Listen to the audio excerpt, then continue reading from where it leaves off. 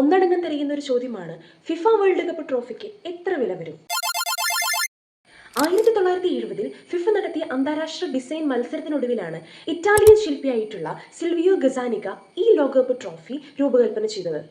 1970 മൂന്നാം തവണയും ലോക കിരീടം ചൂടിയ ബ്രസീലിന് പഴയ ജൂൾസ് റിമെ ട്രോഫി സ്ഥിരമായി നൽകിയിരുന്നു. അതിനെ തുടർന്നാണ് ഫിഫ പുതിയൊരു വേൾഡ് കപ്പ് ട്രോഫി അവതരിപ്പിച്ചത്.